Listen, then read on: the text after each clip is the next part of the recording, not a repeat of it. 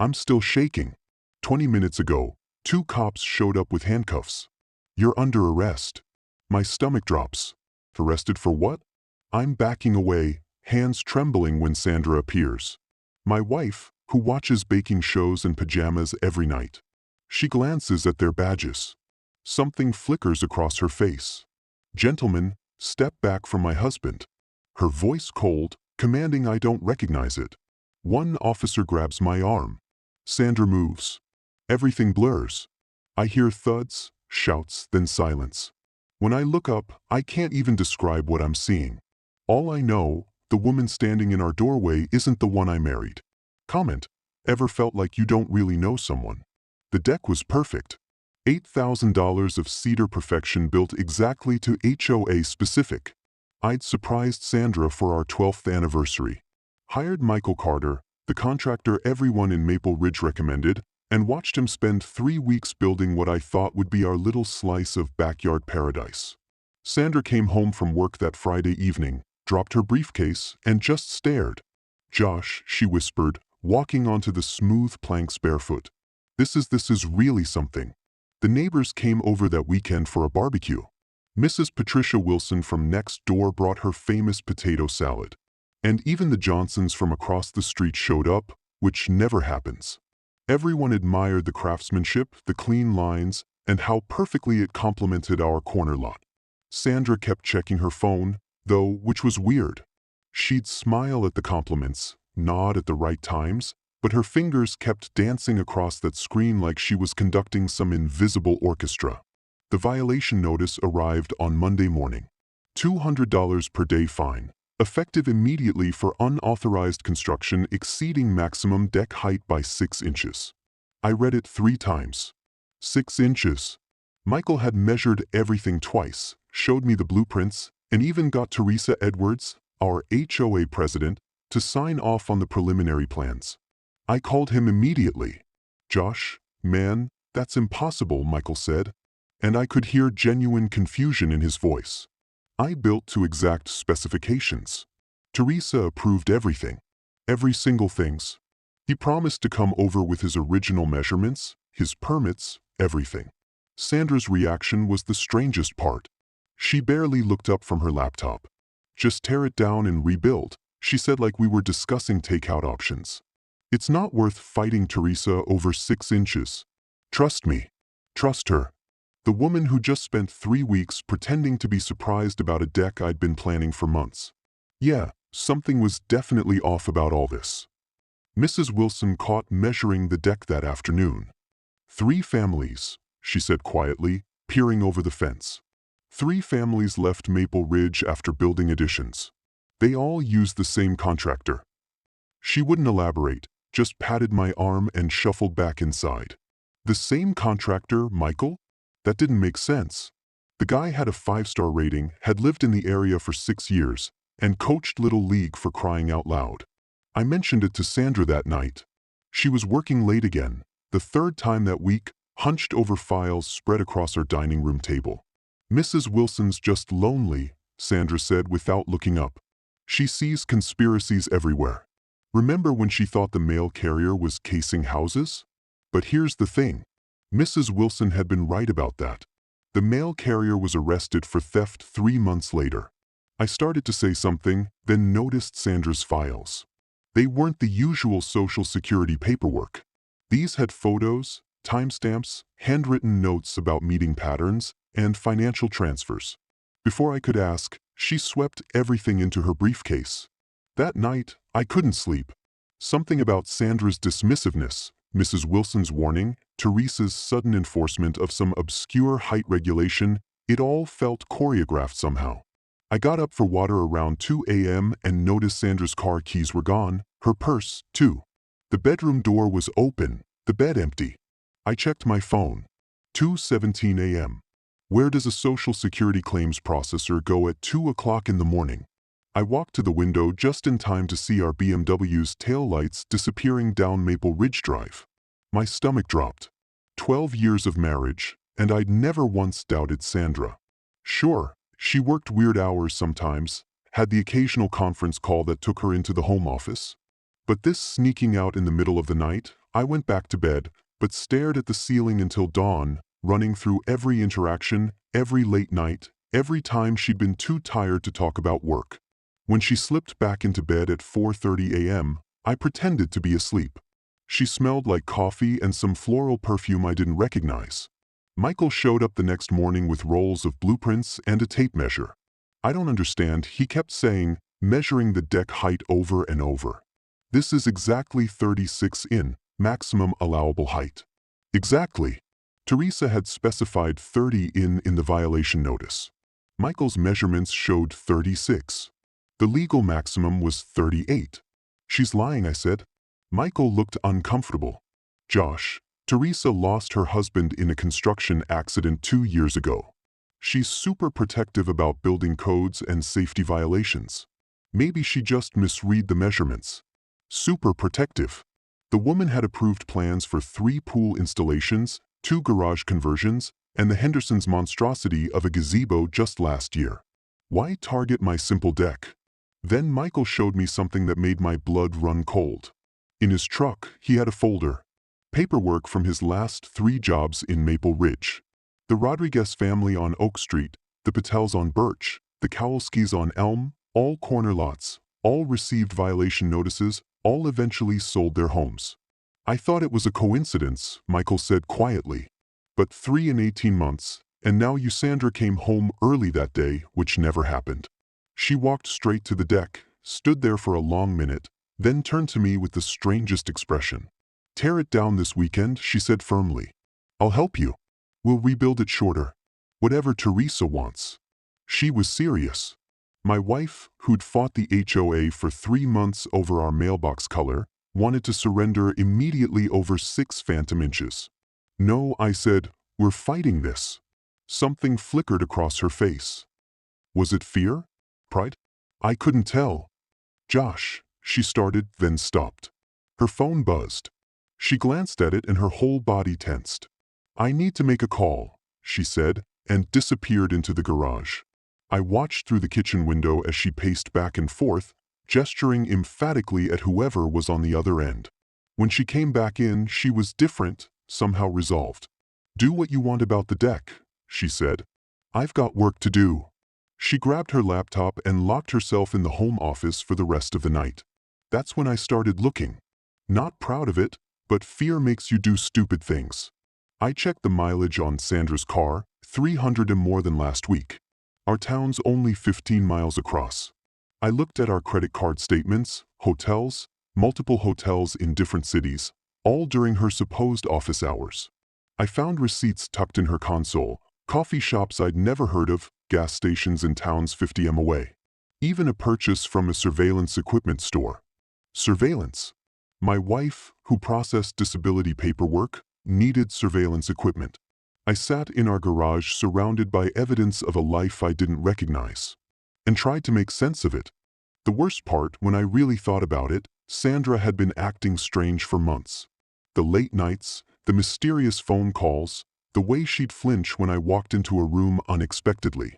I'd convinced myself it was work stress that government jobs were demanding. But what if it didn't work? What if Teresa's violation notice, Michael's involvement, Mrs. Wilson's warning? What if it was all connected to whatever Sandra was hiding? And more terrifying, what if she was working with them, not against them? I followed my wife at 2 a.m. like some desperate character in a bad movie. She'd left the bed at 1:45, dressed completely in the dark, and drove away in her BMW without lights until she reached the end of our street. I took my truck, kept 3 cars back, and felt like an absolute idiot. Where was I going with this? What was I hoping to find? She drove to the industrial park on Route 7, pulled into the parking lot of a vacant office building and just sat there. 10 minutes later, another car arrived. A man got out, 50-ish, gray hair, expensive suit, even at this hour. They talked through rolled-down windows for 5 minutes. Then a third car pulled up. This one had a woman, younger, maybe early 30s, and she was crying. I watched through binoculars as Sandra handed her tissues, patted her shoulder, and wrote something in a notebook. The whole scene lasted maybe 20 minutes. Then everyone drove away in different directions. Not exactly what you'd expect from an affair, right? but not what you'd expect from a social security worker either. Morning came too fast. Sandra was already up, dressed for work, making coffee like nothing had happened. Sleep well? She asked, not looking at me. Fine, elite. She smiled. Like the dead. The dead. What a choice of words.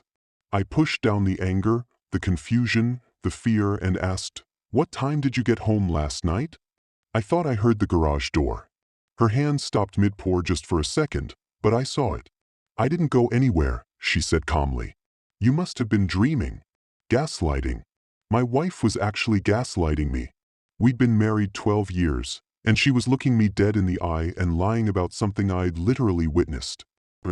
I said, "My mistake." She kissed my cheek quick, pre-funked and left for work. 30 seconds later, Michael texted me. "Can I stop by? It's important." When he arrived, he looked like he hadn't slept. "Josh, I need to show you something," he said, pulling out his phone. "I got an email last night from your wife." The email address was sandraroberts.net, official-looking government domain. The message was short.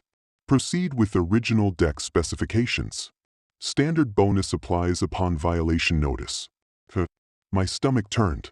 Tr. Teresa Richards. Oh wait, Teresa Edwards. "Unless this doesn't make sense," I said. "Sandra doesn't have access to," but Michael interrupted. "That's not all." I cross-checked my records. All 3 previous jobs. I got similar emails, different addresses, but always variations of your wife's name. S. Roberts, Sandra R., even Roberts. HOA. He looked miserable. "Josh, I think your wife has been setting people up, including you. She told me to build the deck to specific measurements. I'd get a bonus and then Teresa would file violations. Clean profit." Except he trailed off. Except I was her husband. She was willing to scam her own husband. The room spun. I grabbed the counter for support. "How much?" I asked quietly. "How much did she pay you?" Michael looked ashamed. "500 per job." "But Josh, I swear I thought it was legitimate. Some kind of quality control thing testing contractors." That afternoon, Teresa invited me over for coffee. "Just neighbors chatting," she'd said on the phone. Her house was immaculate. No photos of the dead husband Michael had mentioned. No construction accident memorial. Nothing personal at all. Just pristine furniture and walls painted in HOA-approved colors. I wanted to explain about the deck. She started pouring expensive-looking coffee into bone china cups. "My husband died in a construction accident. The platform gave way and fell 3 stories." Her voice cracked perfectly and tears welled up right on cue. "I know it seems strict, but every violation I write is because I don't want another family to suffer what I suffered." She touched my hand. "The deck is beautiful, Josh." "Really? But those 6 they matter for weight distribution, for safety. I'm just trying to protect you." I almost believed her. Almost. But then I noticed her manicure. Fresh, expensive, with tiny diamonds embedded in the polish. Strange choice for a grieving widow living on a fixed income. And her coffee. I recognized the label. $70 a pound. My Social Security processor wife couldn't afford that coffee. I got home to find a bank statement on my desk. Not ours. Sandra's private account I didn't know existed. $3,500 is deposited every 2 weeks from DMK Legal Services. Legal Services? My wife worked for Social Security. Why would a law firm be paying her? I photographed everything, then dug deeper. The deposits went back 6 months. Always the same amount, always the same source. $72,000 in half a year, tax-free, secret. I felt sick. Next to the statement was a burner phone. I'd never seen it before. Recent calls to numbers I didn't recognize. Texts in some kind of code. Package delivered to Target 3. Surveillance confirms pattern. Subject unaware. Proceeding to Phase 2. Was I the subject? Was our house the target? I heard Sandra's car in the driveway and shoved everything back where I'd found it. She walked in, saw my face and froze. "What's wrong?" She asked carefully. "Everything?" I wanted to scream. "Everything is wrong." Instead, I said nothing. "Just tired." She studied me for a long moment, then nodded slowly. "I'm going out tonight," she announced. "Client emergency. Might be late. Client emergency at Social Security at 7 p.m. I installed the hidden camera while she was in the shower. A tiny thing, no bigger than a button, tucked into the bookshelf facing the living room. If she was going to lie, I needed proof. If she was working some scam with Teresa and Michael, I needed evidence.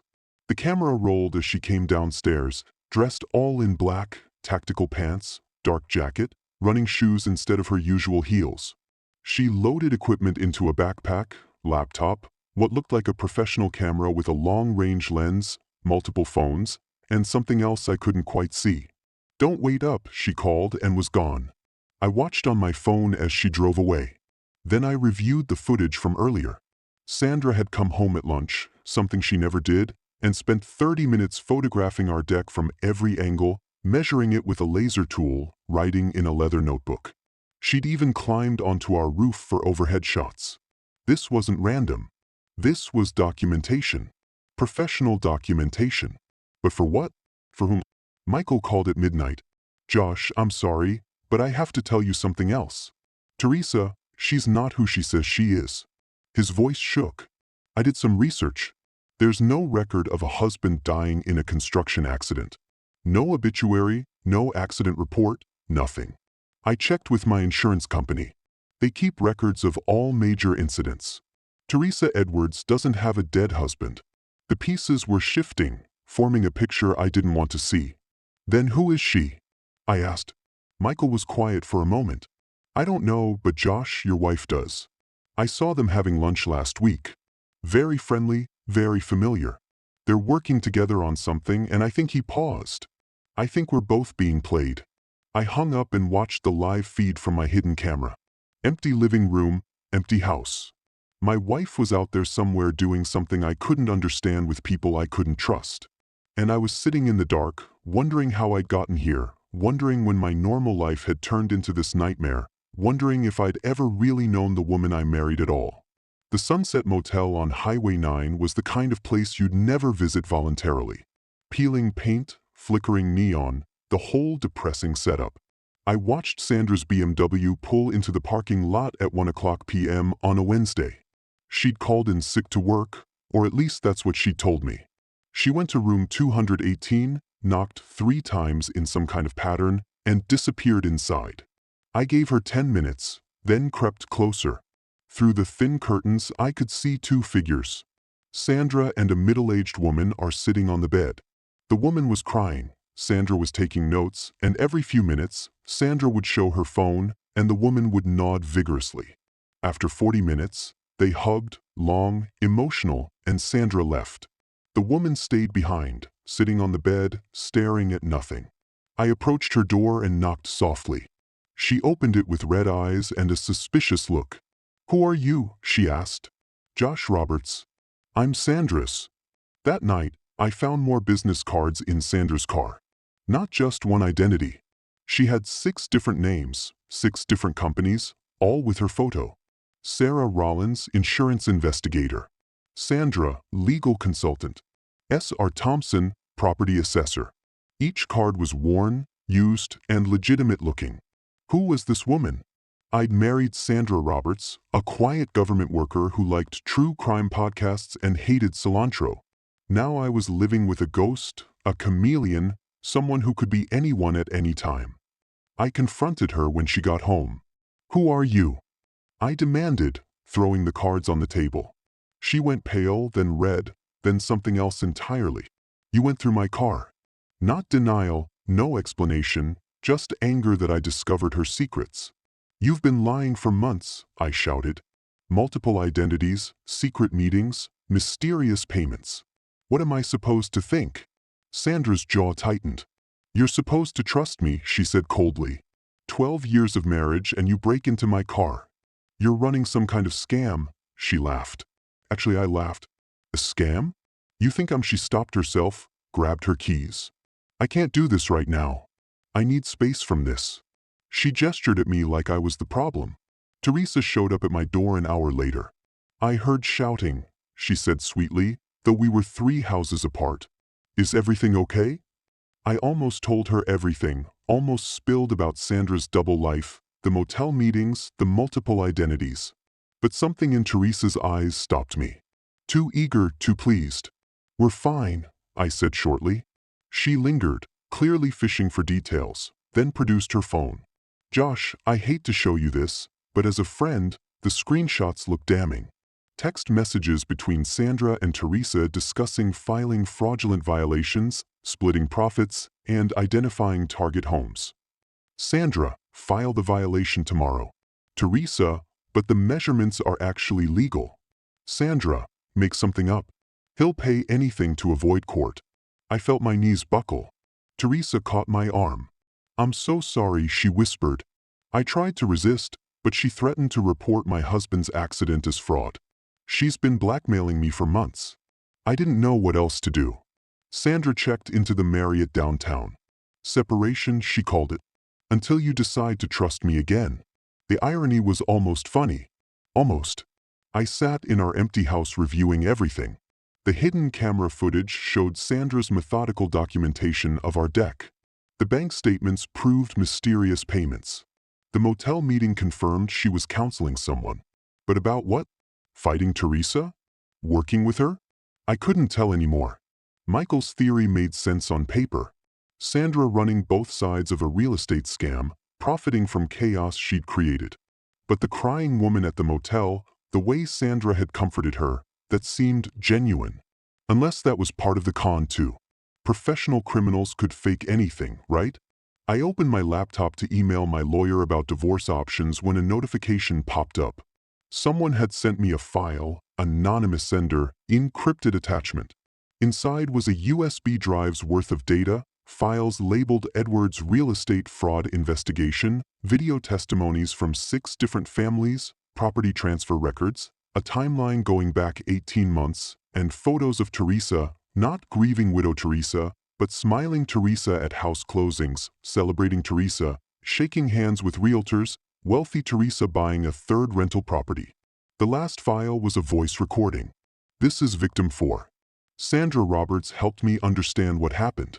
Teresa Edwards forced us out using fake violations. The contractor, Michael Carter, was in on it. They made $70,000 off our house. Then another voice. Victim 2. We lost everything. Our dream home. Sandra said she's building a case, gathering evidence for a lawsuit. She's the only one who believed us. 6 families, 6 testimonies, all naming Teresa and Michael. No one is accusing Sandra. I grabbed my phone to call her, demanding an explanation when my screen lit up with a text from Michael. Emergency, Sandra just broke into my work van. Threaten me. Meet at my office now. I have security footage. Come alone. My heart raced. Security footage of Sandra threatening someone.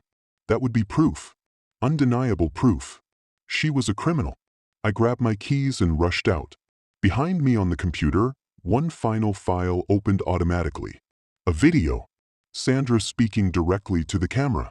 If you're watching this, Josh, I'm sorry for everything, but please don't trust Michael.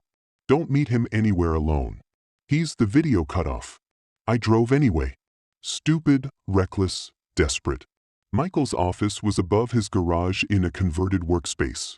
He was waiting at the door. Thank God you came, he said, ushering me inside. The footage is shocking. Sandra's completely lost it, but something felt wrong. The office was too neat, too staged, and Michael kept checking his phone, nervous energy radiating off him. Show me, I demanded. He pulled up a video on his computer. Grainy, shaky footage of someone in Sandra's jacket near his van. Definitely staged, definitely fake. Michael, I said slowly, this isn't real. His face changed. You're smarter than I thought, he admitted, reaching into his desk drawer. When his hand came out, it held a gun. Sorry, Josh. This was supposed to be clean. Quick sale. Everyone moves on. But you had to go digging. My blood ran cold. Teresa's plan? I asked. He smiled. Our plan. We've been partners for 3 years. 6 houses, 400,000 profit each. You were supposed to be number 7. He gestured to the window. The police scanner says there's a domestic disturbance here. Crazy husband threatens the contractor. Tragic shooting. Self-defense, of course. The doorbell rang. Michael's gun stayed pointed at my chest as footsteps approached the door. Heavy boots, multiple people. "Don't move," he hissed, but his hand was shaking. The knock came loud and official. "Police. Open up." Michael's eyes widened. This wasn't part of his plan. Real cops weren't supposed to be here yet. He'd called them himself after the shooting. I said, "Open up." Another knock harder. Michael gestured with the gun toward the door. "Tell them everything's fine." One wrong word and he didn't finish the threat. I walked to the door, mind racing. Through the peephole, I saw two officers in full uniform. But something was off. The badges looked wrong. Too shiny, too new. Rental cops, fake cops. Then I heard her voice. "Police. We have a warrant for Joshua Roberts." Sandra's voice was authoritative and commanding. "Arrest warrant for HOA violations, threatening behavior toward HOA officials." This was insane. Completely insane. I yanked the door open. "These are fake cops," I shouted. "Michael's trying to," but the two men in uniform pushed past me. "Subject is delusional," Michael announced calmly, slipping the gun back into his drawer. "Use force if necessary." The taller one, Tony, according to his badge, reached for my arm. Then Sandra appeared behind them. Bathrobe over street clothes, no badge, no authority, just my wife looking absolutely furious. "Gentlemen," she said quietly, "you're committing felony fraud. Step aside." The shorter cop, Rick, made the mistake of laughing. Tony made the bigger mistake of reaching for Sandra's arm. What happened next took maybe 3 seconds. Sandra twisted, ducked, and suddenly Tony was face down on Michael's porch, his fake badge clattering away. Rick sprinted down the street like the devil was chasing him. Michael lunged for the desk drawer, but Sandra was faster. One kick sent the drawer slamming shut on his fingers. "Recording everything," she announced, pointing to her phone mounted on the railing, "including you pulling a gun on my husband." Car door slammed. Real police this time. 3 squad cars, lights flashing, and in the middle of them, a silver sedan containing a man in an expensive suit. David Walker introduced himself as we sat in Michael's office, now a crime scene. An attorney representing 6 families was defrauded by Teresa Edwards and Michael Carter, he explained. "Sandra's been my investigator for 4 months." I stared at my wife, who was calmly giving her statement to a detective. "Investigator?" I repeated stupidly. David smiled sympathetically. "Private investigator licensed by the state. Specializes in real estate fraud. Best in the business." He showed me his identification, his bar card, and documentation of the civil lawsuit. "Teresa targets corner lots because they sell for premium prices. Michael creates violations using his contractor access. They pressure families to sell fast, below market value. Then Teresa flips them for a huge profit. Classic scheme." I watched Sandra demonstrate on a notepad how Michael had twisted my deck requirements. She told him to build it exactly to code. David continued, then recommended him to you through fake reviews online. Teresa took the bait, tried her usual violation scam, and Sandra documented everything. I felt like an idiot. The hidden cameras, the surveillance, the late-night meetings, all legitimate investigation work. The crying woman at the motel, victim testimony, the multiple business cards cover identities for different cases. The payments from DMK Legal, that was David Walker paying his investigator. But the email, I protested. Michael got an email from Sandra telling him to create the violation. David shook his head, spoofed. Teresa sent it pretending to be Sandra to manipulate Michael into thinking he had backup. Classic misdirection. My wife appeared in the doorway looking exhausted. "Can I talk to Josh?" she asked quietly. The detective nodded and everyone filed out, leaving us alone in the office where Michael had almost killed me. "You made me the bait," I said finally. "For 4 months, you let me think you were having an affair. Let me doubt everything. All to catch Teresa." Sandra sat heavily in Michael's chair. "I wanted to tell you every single day, but victims die in these cases, Josh. Witnesses disappear. I couldn't risk what? That I'd tell someone? That I'd protect my own wife? She looked at me then. Really looked at me. You installed cameras in our house. You followed me.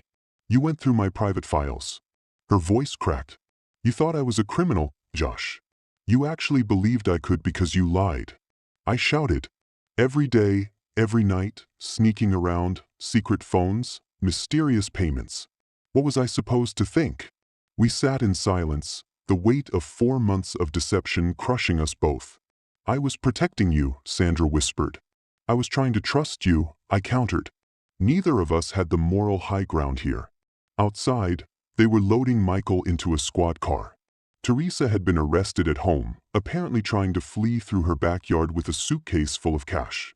The two fake cops were being questioned separately, already turning on each other. The USB drive, Sandra said quietly. Did you open the last file? My video message. I shook my head. She pulled out her phone, showed me the full recording I'd only seen half of. Her face filled the screen, urgent and afraid. If you're watching this, Josh, I'm sorry for everything. But please don't trust Michael. Don't meet him anywhere alone. He's dangerous and he's desperate. And if he thinks you know too much. The video showed her checking her watch. I'm heading to his office now.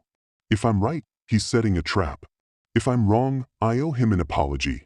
Either way, please be careful. I love you. I should have said that more. I love you, Josh. Remember that. The timestamp showed she'd recorded it an hour before Michael's emergency text to me. She'd known. She'd come to save me. Fake cops and all. How did you know about the fake cops? I asked. Sandra smiled weakly. Because I told Teresa about them, said they were special security I'd hired to intimidate you if you didn't cooperate with the deck teardown. She jumped at the idea and hired the same guys for her own intimidation scheme. She'd played Teresa perfectly. Made her think Sandra was an ally, got her to reveal her tactics, then turned it all around. The deck, I said suddenly. You knew all along it would trigger the investigation. She nodded. I planted the Yelp review recommending Michael posted in the neighborhood forum. Teresa contacted him and then you hired him based on my suggestion. I manipulated everything. The admission hung between us. She'd used our anniversary, our home, our marriage as weapons in her investigation. Was any of it real? I asked quietly. The surprise, the happiness, Sandra's eyes filled with tears. All of it. Every moment except the lies. Which moments were which, though? That was the question neither of us could answer. David knocked on the door frame. Sandra, we need your statement downtown. Josh, you too as a witness and victim. We stood awkward and broken. 12 years of trust shattered by 4 months of necessary deception and desperate suspicion.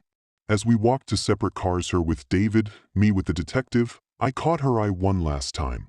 She mouthed, I'm sorry. And I nodded because what else could I do? Sorry, I didn't fix this. Sorry, didn't rebuild what we'd torn down, but it was something. And right now, something was more than we'd had in months. The detective held the car door for me. Hell of a wife you've got there, he commented. I laughed bitterly. Hell of a wife indeed. The question was whether I still had a wife at all, or just a stranger who'd been playing a role in my life, in my home, in my bed, all for a case that was finally, terribly, completely closed. The detective interviewed me for 3 hours downtown, going through every detail of Michael's trap. The gun, the threats, his casual admission that I was supposed to be victim number 7 in his and Teresa's scheme. You're lucky your wife has such good timing, Detective Barnes said, closing his notebook. 5 more minutes and we'd be investigating a homicide instead of fraud. Lucky, right? I felt anything but lucky as I signed my statement and walked out into the station's harsh fluorescent lighting. Sandra was still being interviewed, her real profession finally on display. Through the glass, I watched her review crime scene photos with professional detachment, pointing out evidence with the expertise I'd never known she possessed. David Walker approached me in the waiting area. She really is the best, he said, following my gaze. 6 months ago, I had 1 client. Now, I'm representing 12 families with more calling every day. Sandra exposed an entire network, 12 families, all while I'd been convinced she was cheating on me. The fake cops, I said suddenly. Who were they really? David consulted his phone. Tony and Rick Sullivan. Small-time actor Teresa found it on a casting website, promised them $500 for 30 minutes of performance art. They thought they were filming a prank video for social media. He shook his head. When Sandra identified herself as a PI and showed them the recording equipment, Rick panicked and ran. Tony was dumb enough to try grabbing her, thinking he could salvage the scene. I remembered watching Tony hit the porch. Sandra's moves so quick and professional. She does martial arts. David smiled slightly. Black belt in 3 styles. Required for her license after a stalker case went wrong 5 years ago. Before you, obviously before me. There was so much about Sandra I didn't know. The investigation, I asked, was it worth it? Destroying our marriage for a fraud case? David's expression turned serious. The Johnsons lost their retirement home. The Patels split up over the financial stress. The Rodriguez family's daughter dropped out of college. Was it worth it? Ask them. They brought Teresa in handcuffs an hour later. She tried to flee through her backyard with $300,000 in cash, property deeds, and Michael's confession recorded on a burner phone. Insurance. The detective said she'd been recording Michael since the beginning in case it all went south. Professional criminals, both of them. As Teresa passed, she locked eyes with me. No more grieving widow acts. No more concerned neighbors. Just a cold calculation. Your wife's smarter than you. She hissed as the guards pulled her along. Smarter than all of us. Hope you remember that. The door clanged shut behind her. Sandra emerged from her interview room looking exhausted. They want me back tomorrow for Michael's arraignment, she said, not quite meeting my eyes. I'll be staying at the Marriott again tonight. Give us both space to process. Process like we were dealing with paperwork instead of the collapse of our entire relationship. Did you really think I was having an affair? She asked quietly. I didn't answer right away. Outside, the city hummed with normal people living normal lives, not wondering if their spouse was a criminal or a hero or something in between. Yes, I finally admitted. Every sign pointed to it. The late nights, the secret phones, the mysterious meetings. What else was I supposed to think? Sandra nodded slowly. And I thought you trusted me. 12 years. And I thought we were solid enough that you'd wait for an explanation instead of installing surveillance. We were both right. We were both wrong. The elevator dinged and David stepped out with a younger woman. I recognized the crying victim from the motel. Mrs. Peterson wanted to meet you, David said. The woman approached hesitantly. Your wife saved my family, she said, tears starting again. Teresa and Michael destroyed us, and Sandra was the only one who believed our story. Who documented everything? Who found the other victims? Who built the case? She grabbed Sandra's hands. You're a hero, both of you. If you hadn't been willing to go through this investigation, Teresa would still be out there ruining lives. Sandra squeezed her hands back. Professional mask slipping for just a moment. This was why she did it. Not for money or glory, but for people like Mrs. Peterson, who had nowhere else to turn. Michael's arraignment was scheduled for the next morning, but his lawyer showed up at the station that night with a plea offer. Full cooperation in exchange for reduced charges. Detective Barnes explained he's willing to testify against Teresa, provide all financial records, and identify other potential victims in neighboring towns. Neighboring towns. This was bigger than just Maple Ridge. How many houses? I asked. Barnes consulted his notes. Preliminary count, 19 properties over 3 years. Estimated total profit exceeds $2 million. $2 million. And I'd been worried about $8,000 for a deck. Sandra appeared beside me, smelling of burnt coffee and stress. Michael's lawyer wants to talk, she said separately. He thinks he can get Michael's sentence down to 18 months if we support the plea deal. We were still a team. I looked at her. Really looked at her for the first time since this nightmare began. The dark circles under her eyes, the tension in her shoulders, the way she kept rubbing her left wrist where Tony had grabbed her. My wife, the stranger, the hero, the liar, all the same person. What do you think? I asked. Sandra seemed surprised I'd asked her opinion. I think justice matters more than revenge. If Michael helps us find all the victims, get them restitution, expose anyone else involved, That's worth more than watching him rot in prison. She glanced at me. But it's your call to. He threatened you, almost killed you. You have the right to want maximum punishment. This was new territory for us. Before, we decided everything together. What color to paint the kitchen, where to vacation, whether to have kids someday. Now, we were negotiating criminal plea deals like strangers at a business meeting. I want Teresa to pay, I said finally. If Michael helps make that happen, I can live with a lighter sentence. Sandra nodded, relief flickering across her face. I'll tell David. As she walked away, Detective Barnes cleared his throat. For what it's worth, your wife never stopped wearing her wedding ring. Even undercover, even when she was pretending to be someone else, that ring never came off. I looked down at my own hand.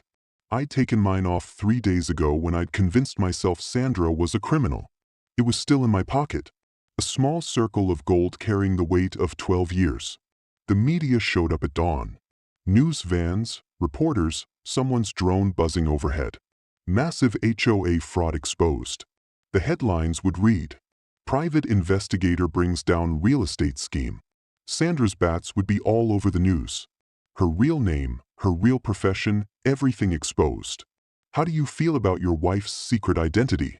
A reporter shouted as I tried to reach my car. How did I feel?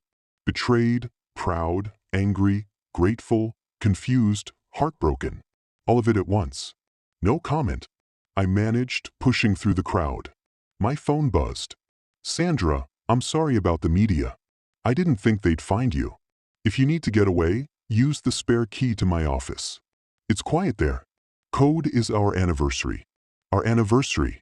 The same anniversary I had celebrated by building a deck that had exposed criminal corruption and destroyed our marriage. The irony wasn't lost on me. I drove to her office instead of home. The space was smaller than I expected, neat and professional with case files organized by color code, a wall of surveillance equipment and photos of victims, including me, pinned to a corkboard with red string connecting the dots. This was Sandra's real world, a world I'd never been part of, never known existed. On her desk was a framed photo I'd never seen before. Us on our wedding day 12 years ago, laughing at something the photographer had said. Sandra looked so young, so happy, so certain of her future. I picked it up, studying her face, trying to reconcile that hopeful bride with the woman who had used our anniversary as the cornerstone of an investigation. The door opened.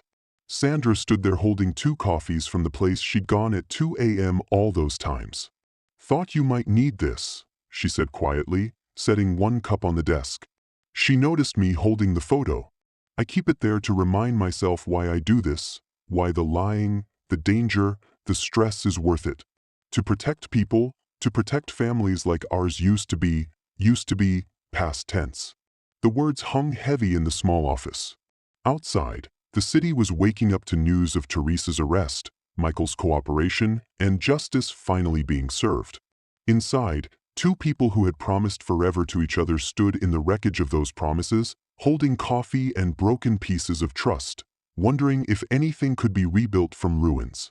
I have to testify at Michael's arraignment in 2 hours, Sandra said, checking her watch. The same watch I'd given her for our 10th anniversary. She'd worn it throughout the entire investigation, even when she was pretending to be someone else. I know, I said.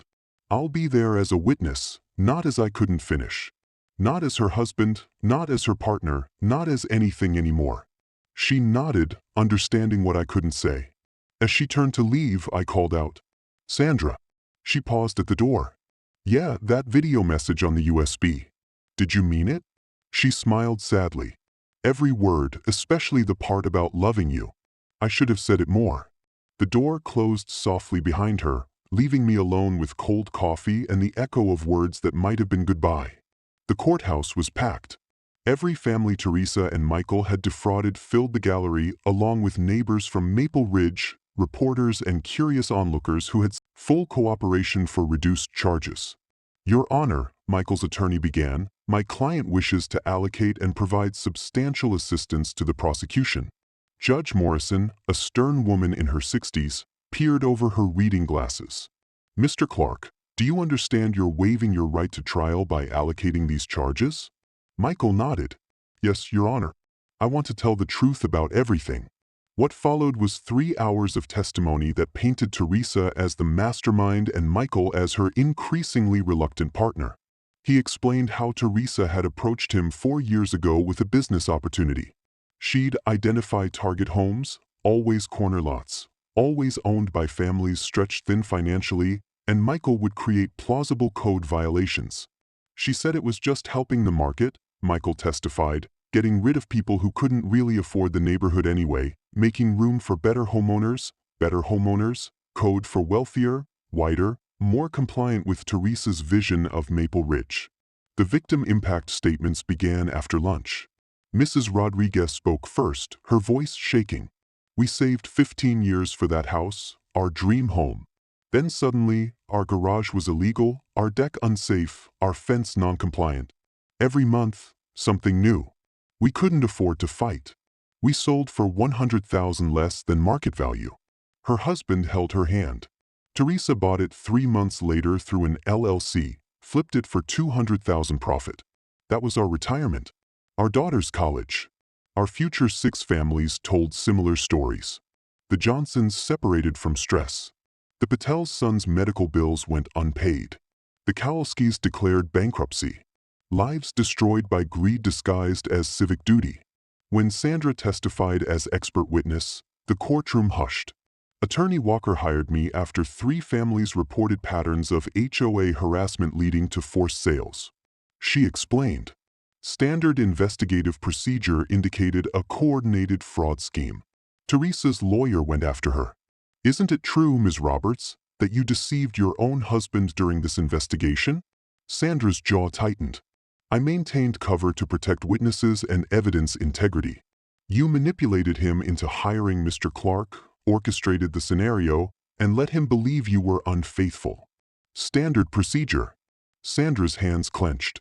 "My personal life has no bearing on the evidence." "But it did. Everyone knew it." The lawyer pressed. "How many families did you use as bait? How many did you manipulate?" Sandra looked at Teresa. "I documented crimes already in progress. Ms. Edwards preyed on families for years before I was hired. My work stopped her, not started her."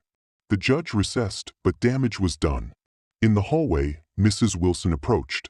"I tried to warn you," she said. "Saw it happen to 3 families before yours.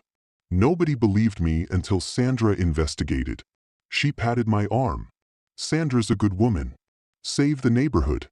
Don't forget that when you're angry about lying, easy for her to say." She hadn't watched her marriage implode. But she'd been right about everything else. Teresa's sentencing came swiftly. 5 years in county jail, full restitution estimated at $480,000, and a permanent ban from HOA leadership. "You perverted the concept of community," Judge Morrison said. "You preyed on families, destroyed lives, and lined your pockets. This court finds your actions reprehensible." Teresa stood cold, only reacting when the bailiff cuffed her. She turned toward Sandra. "This isn't over," she mouthed, screaming about appeals and misconduct as she was led away. Michael received 3 years with cooperation credit. His testimony and records had been damning. Not the architect, Judge Morrison told him, but a willing participant who profited from suffering. The fake cops, Tony and Rick, received 18 months probation and community service. "Stupid choices," the judge said, "but fraud is fraud." As the courtroom cleared, David Walker gathered his team. "Civil suit next month. We're going after Teresa's properties, accounts, everything. Full restitution plus damages." He looked at me. "That includes you, Josh. Your deck, emotional distress, everything. Money like money could fix what broke." Sandra appeared beside me, armor cracking. "Can we talk, please?" We slipped into an empty conference room. For a long moment, we just stared at each other. "I'm leaving the investigation business," Sandra said. "After this case, I'm done." David offered me consulting, reforming HOA laws, training investigators in ethics, desk work, 9 to 5, no more undercover, no more lies. She was offering to change her career for me, for us. "The cameras," I said softly. "I'm sorry I installed them. I'm sorry I gave you reason to. We were both guilty, both victims in different ways." I don't know if I can trust you again, I admitted. I don't know if I can trust you, she replied. You believed the worst of me, so quick to think I was a criminal instead of waiting, asking, having faith. The truth hurt. I had jumped to conclusions, let suspicion override 12 years of partnership, but she had lied consistently, professionally. Where do we go from here? I asked. Sandra pulled out a manila folder, divorce papers, needing only signatures. Option 1 or Option 2, counseling. Complete transparency. No secrets, no investigations. We try to rebuild. She slid over a business card. I booked an appointment. Both our names. You can cancel or show up. Your choice, Josh. I looked at the papers, then at my wife, my stranger, my partner, my betrayer. Outside, the sunset painted the courthouse gold. Inside, 12 years of marriage balanced against 4 months of lies. I'll think about it, I said. Sandra nodded, stood, paused at the door. For what it's worth, I'd choose differently now. I tell you from the start, risk the case, risk everything, because losing you is worse than any criminal escaping. She left before I could answer. I sat alone with papers and a card, knowing whatever I chose would define my life. Justice was served. Teresa would pay. Victims would get restitution. The neighborhood would heal. But could we? That was the question no judge could answer. No evidence could prove. Dr. Patricia Morrison's office smelled of lavender and old books. Not the trial judge. Different Morrison. Same no-nonsense demeanor. Sandra sat at one end of the couch. I at the other, a canyon of space between us. So Dr. Morrison said, pen poised. Why you here? Silence. Finally, Sandra.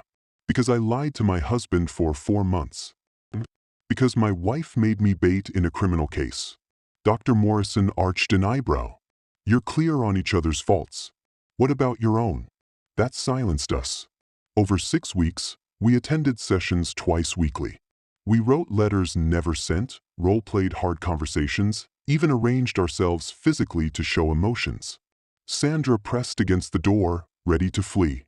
I stood fortified behind a desk. You've both faced betrayal, Dr. Morrison said in week 4. Different forms, same damage. Sandra, you chose justice over partnership. Josh, you chose suspicion over communication. The day after our first session, Sandra quit PI work. She turned down 3 cases, ended her license, and boxed her surveillance gear. Not worth losing you, she said, carrying boxes to storage. David Walker offered her consulting instead. HOA reform, ethical training, desk hours. She'd start after the civil trial. I moved back after 2 months of separation, starting in the guest room. Small steps, Dr. Morrison said. Trust isn't rebuilt overnight.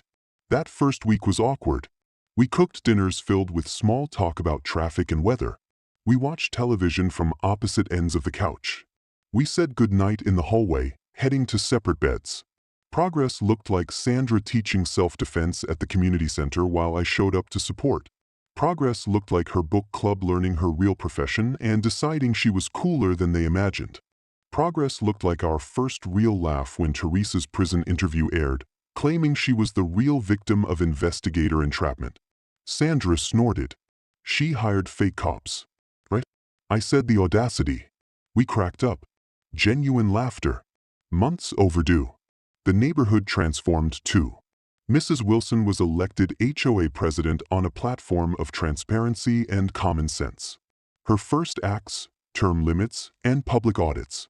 The annual HOA meeting became deck day, barbecue, safety checks, and stories about the great HOA takedown of 2024. Support groups formed. David Walker connected victims into a monthly network at the community center. Sandra sometimes attended, not as investigator, but as survivor. We all lost something, Mrs. Rodriguez said, but we gained each other. Sentimental but true. After 4 months of counseling, Dr. Morrison gave us homework. Complete transparency. Share one secret, one fear, one hope. We did it on the deck that had started everything. Sandra admitted, I kept your anniversary receipt, knew about the deck weeks early, pretended surprise, then used it for the investigation. I felt guilty since day one. My turn. I almost filed for divorce. Papers in my car 3 times. Pride stopped me from admitting I still loved you. That night, I carried pillows back to the master bedroom. Nothing dramatic, just clean sheets and hours of late-night talking. 6 months after the fake cops incident, we had our anniversary for real. Dinner at the fancy Italian place downtown. To survive, Sandra toasted. To rebuild, I countered. Our glasses clinked, and this time we meant it. The civil trial ended in our favor. Teresa's assets liquidated. Victims received restitution and damages. My share, $87,000. Debt costs, emotional distress, everything. I deposited it into our joint account, the one Sandra never knew I'd kept. Progress meant forgiveness without forgetting. Choosing each other, even when it hurt, building something new from the wreckage we nearly destroyed. But we weren't perfect. We still fought. Sandra still scanned exits in restaurants, old instincts intact. I still felt anxiety when she came home late. Dr. Morrison had warned, healing isn't linear. Bad days, triggers, setbacks. The goal isn't perfection. It's choosing each other. Anyway, 1 year after the fake cops, we hosted a barbecue. Everyone came, even families who bought Teresa's foreclosed homes at fair market value. Mrs. Rodriguez brought salsa, the Johnsons reunited, and the Patels' ean was healthy. Speech, someone shouted. Sandra looked at me. I nodded. She stood on our deck. Once the symbol of everything wrong, now survival.